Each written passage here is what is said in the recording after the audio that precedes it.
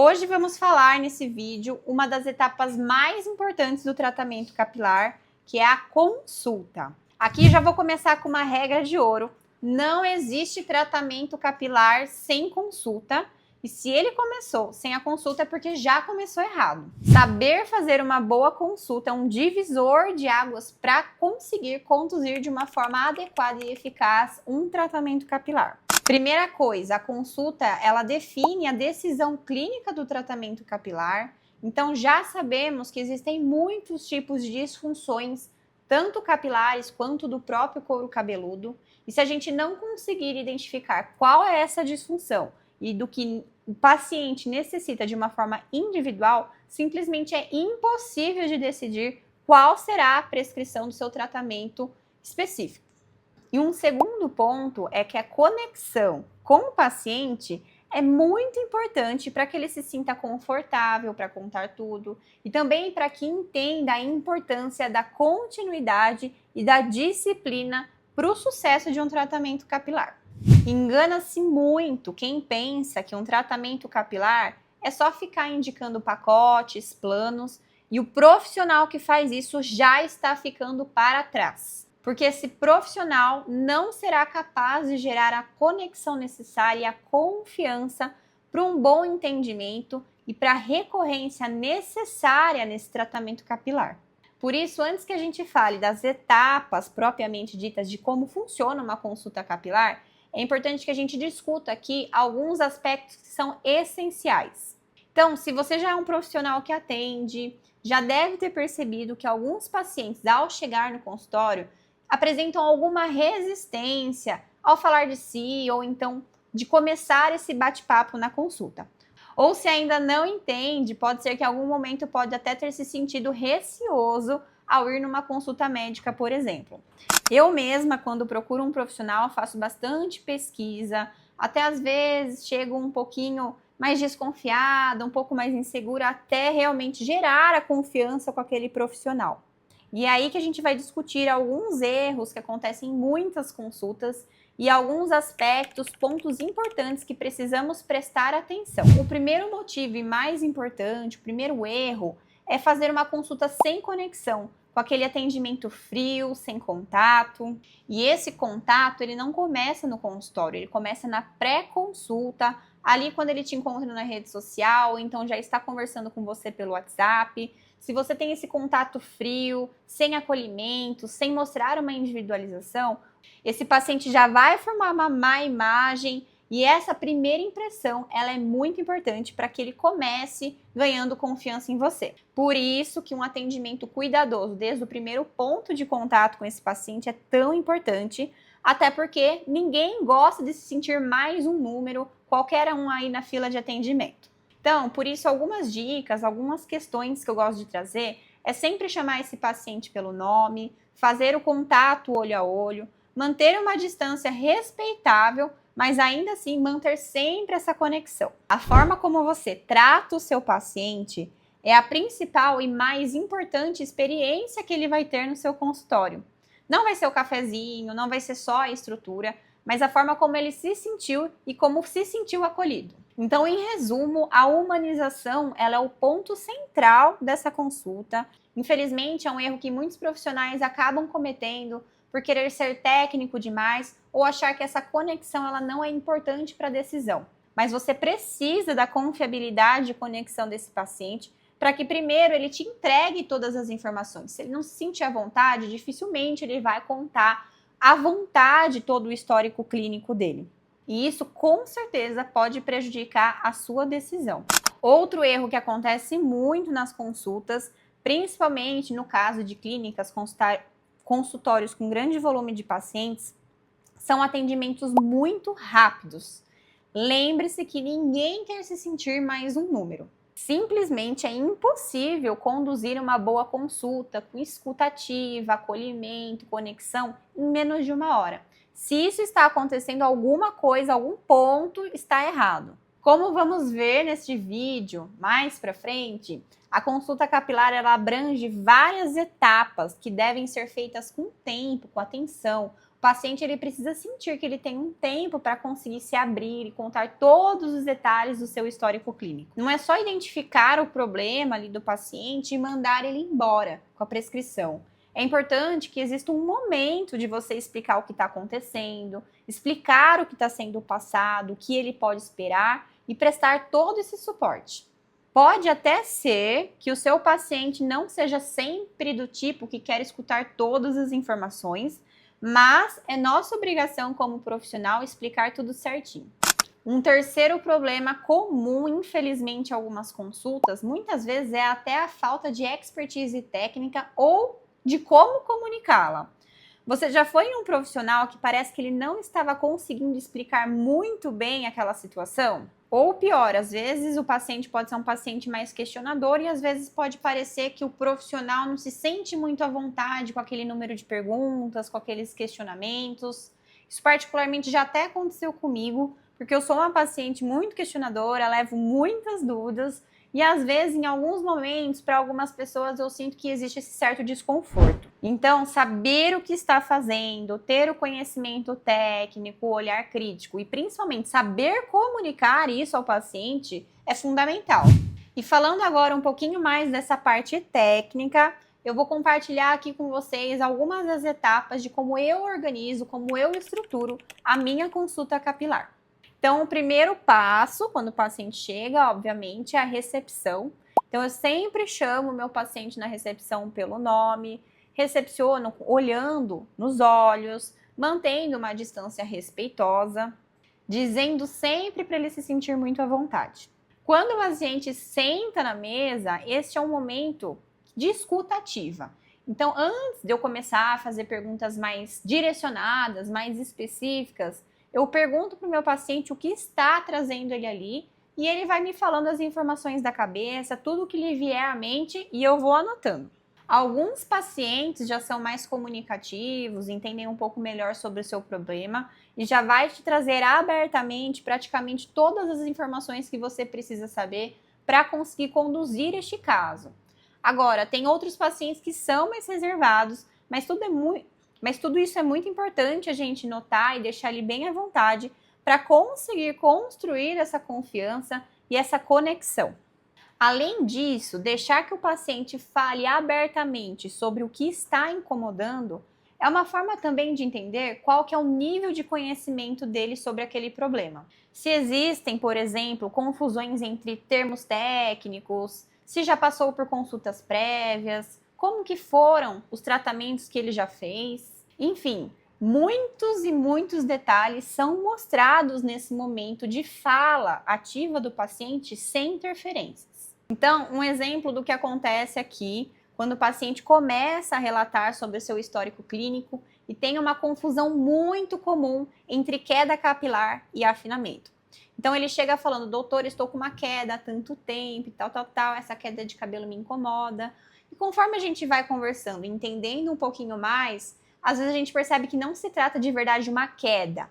É uma perda capilar, por exemplo, às vezes por um afinamento que já está acontecendo há algum tempo, mas sem essa percepção dessa perda excessiva dos fios. Às vezes, por exemplo, o paciente também traz informações de tratamentos que já fez e às vezes desistiu, e aí você consegue entender o porquê que isso aconteceu e qual que é o nível de adesão e comprometimento desse paciente com o tratamento capilar. A escuta ativa desse momento com o paciente é um momento chave da consulta capilar. Mas não é só ficar ouvindo essas informações de forma desordenada e anotando. A gente precisa construir uma organização de alguns elementos importantes enquanto esse paciente está falando. Então, aqui eu vou trazer mais ou menos um guia das coisas que eu vou anotando e organizando enquanto esse paciente vai falando, as coisas que precisamos saber do caso dele. O primeiro aspecto é quais são as características clínicas da queixa que ele trouxe. Se apresenta queda, afinamento, por quanto tempo isso aconteceu, se é um problema que vai e vem, se permanece estável. Enfim, tudo isso pode ser muito importante para a gente avaliar a gravidade e a persistência do seu problema. Além de entender as características, é importante entender se esse paciente já passou por algum tratamento prévio. como que foi essa experiência, o que foi passado, se ele teve uma identificação correta, se ele já entende desse problema, como que foi a sua forma de adesão. Todas essas informações podem auxiliar a gente elaborar um plano que funcione melhor para ele. Além da condição clínica em si e do tratamento que já pode ter sido feito, a gente precisa entender o contexto global deste paciente. Se existem outras comorbidades clínicas, como por exemplo, problemas hormonais, metabólicos, autoimunes, circulatórios. E também você pode pedir, fazer a solicitação de exames laboratoriais para confirmar e entender melhor o estado bioquímico deste paciente. Mas aqui vale um adendo muito importante. Nenhum exame laboratorial é capaz de identificar o tipo de disfunção capilar deste paciente. A identificação da alopécia, da queda, ela é feita a partir do histórico clínico, da anamnese e dos exames físicos para confirmação. O exame laboratorial é apenas uma ferramenta adicional e complementar para que a gente possa entender melhor como está a situação interna sistêmica deste paciente. Então, ter o entendimento da condição do organismo como um todo é muito importante, porque o nosso cabelo também é afetado como está o nosso terreno biológico, de como está a nossa saúde. Por exemplo, se o paciente tem alguma disfunção metabólica, pode ser que aquele problema não esteja causando o seu quadro de perda capilar, mas pode ser sim um fator importante para o agravamento ou até atrapalhar o nosso tratamento. Um outro exemplo muito comum, por exemplo, é a falta de ferro nas mulheres. Se é uma mulher que tem uma calvície genética, não é a falta de ferro que está causando essa calvície, mas com certeza vai agravar, pois esse folículo não estará numa condição ideal para promover o crescimento desse fio. Além de entender essas condições sistêmicas, precisamos perguntar se esse paciente já está no uso de algum medicamento ou suplementação. Então, tudo isso vai nos ajudar a complementar as informações da condição sistêmica desse paciente e até entender se existe algum medicamento que também possa estar interferindo na condição capilar. Então, por exemplo, alguns medicamentos antidepressivos a longo prazo podem ser causadores de um eflúvio telógeno. Outro caso, por exemplo, são os anticoncepcionais, que em muitos pacientes podem até estar ajudando no tratamento ou então desfavorecendo, a depender do tipo de hormônio que tem aquela formulação. Além disso, entender como está o esquema terapêutico, quando foi introduzido, se tem momentos de interrupção, também é importante. Porque os momentos, muitas vezes, de introdução ou pausa dos medicamentos também pode ser um fator para a queda capilar. Então, recapitulando, aqui já tentamos entender como está a condição clínica dessa perda capilar, como está a condição sistêmica geral do organismo, o uso de medicamentos. Também é muito importante que a gente entre para entender como estão os hábitos desse paciente. Toda essa condição externa que ele está exposto ou os hábitos que ele está acostumado também pode interferir no tratamento.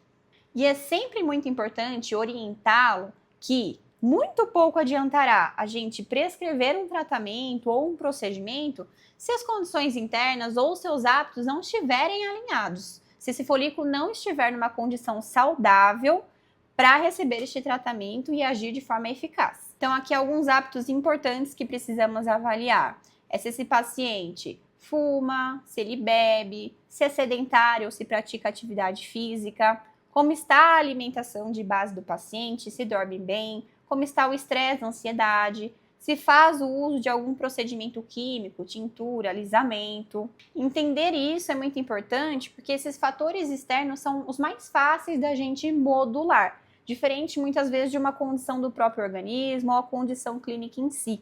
E por fim, também é muito importante que a gente compreenda um pouco do histórico familiar deste paciente, pois já sabemos que existem vários fatores genéticos, hereditários, que contribuem para o surgimento das alopécias ou de outras comorbidades crônicas. Então, depois que esse paciente falou todo o seu histórico, eu fiz toda essa anotação desses pilares importantes, a gente vai para o exame físico. Então, aqui envolve olhar o couro cabeludo, ainda sem a tricoscopia, para entender alguns aspectos, por exemplo, se existe inflamação, se está descamando, se existe alguma lesão. Muitas vezes, por exemplo, no seu relato clínico, o paciente fala que não tem nenhuma descamação, não tem caspa, mas quando vamos observar clinicamente, ali está, mesmo sem que ele perceba. A mesma coisa acontece, por exemplo, nos sinais de inflamação. Às vezes ele não vai perceber no seu dia a dia sensibilidade, dor, mas quando fazemos o olhar mais clínico, físico daquele couro cabeludo, a gente pode sim identificar alguns sinais inflamatórios importantes. Então, depois de olhar atentamente o couro cabeludo, a gente pode também olhar os fios. Alguns aspectos físicos importantes, como se estão ressecados, se estão quebrados, se tem algum dano químico, como que está o volume geral desses fios, como está o espaçamento, se tem padrões de falha. Muitas vezes, só esse olhar externo, junto com o histórico clínico, já é suficiente para a gente conseguir fazer uma identificação do problema que ele trouxe. Além disso, existem alguns testes físicos que já são mais padronizados e nos ajudam a entender melhor o comportamento desse fio. Então, no exame, por exemplo, quando a gente pega alguns fiozinhos e faz uma traçãozinha, a gente já consegue entender mais ou menos a quantidade de fios que sai naquele momento, que é o exame de pull test. Fios que se rompem com facilidade quando são tracionados em forças opostas, pode indicar uma fragilidade importante na haste, seja por um problema congênito ou até adquirido, por exemplo, adquirido com um dano químico. Também existem observações clínicas de mais longo prazo que o paciente pode contabilizar esses fios ao longo dos dias para conseguir entender melhor o acompanhamento, a evolução dessa queda e até mesmo entender como que está essa queda na lavagem, que é o wash test ou teste de lavagem. Depois de ter feito toda essa identificação física, olho nu, entendendo as características do couro cabeludo e dos fios de cabelo, a gente vai para a análise mais minuciosa através da tricoscopia, em que a gente usa este equipamento que permite uma análise aproximada do couro cabeludo.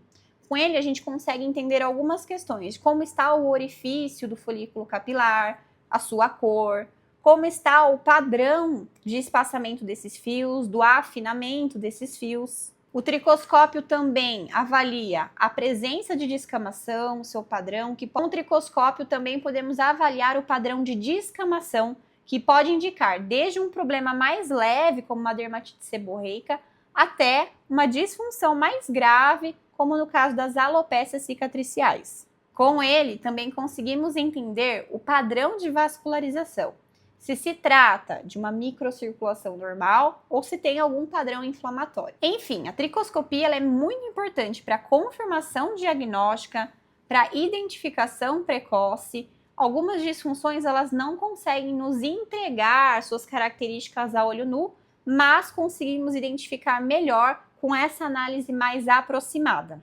Além disso, ela fornece um registro visual também de acompanhamento desse tratamento e até como uma forma educacional para que esse paciente entenda melhor sobre a sua disfunção. No momento da própria tricoscopia, eu já vou explicando para o paciente as características daquilo que eu já estou enxergando e o porquê que, por exemplo, ela se diferencia de outras condições. Após toda essa análise, é hora de explicar os resultados. Eu, particularmente, gosto de explicar, acho que fica mais fácil de entender até desenhando toda a situação. Eu desenho o folículo capilar, como ocorre a sua alteração, como que isso se reflete no fio de cabelo. Esse é um momento muito importante para educar o paciente e gerar ainda mais confiabilidade nesse processo. Explicando todo o mecanismo do problema que ele tem, eu já mostro as soluções. Então, quais serão os cuidados em casa, o que ele deve fazer, o porquê eu estou fazendo a escolha daqueles medicamentos ou cosméticos. E, finalmente, se for indicado, também explico sobre os procedimentos em consultório. Naquele momento, eu já ofereço as opções, os valores, como funciona, o que esperar. E aí eu faço a prescrição dos cuidados em casa, que geralmente envolve ativos específicos para a disfunção e também a suplementação nutricional, seja para corrigir as carências ou como um suporte para melhorar a condição do organismo como um todo. E aí, assim que finalizo, eu já deixo o retorno desse paciente agendado. Como as disfunções capilares geralmente levam um tempo maior para que a gente consiga observar alguma mudança, eu ofereço uma possibilidade de um retorno um pouquinho mais longo do que as outras especialidades, então em torno de 2 meses, mas já fazemos o agendamento naquele momento. Então, eu tentei colocar aqui de forma resumida como que funciona o meu raciocínio, tudo o que precisamos pensar e avaliar de uma forma bem superficial. E já deu para entender que são muitas etapas e que elas exigem um tempo necessário para que a gente consiga entender todas as características e gerar essa conexão, essa confiabilidade com o nosso paciente. É exatamente isso que vai diferenciar o seu atendimento de qualquer outro no mercado. Se o paciente não consegue enxergar a diferença da sua abordagem, ele não conseguirá o enxergar como uma referência confiável. Espero que esse vídeo tenha sido útil. Não esqueça de deixar a sua curtida, a sua inscrição aqui no canal e qualquer dúvida também pode deixar aqui nos comentários.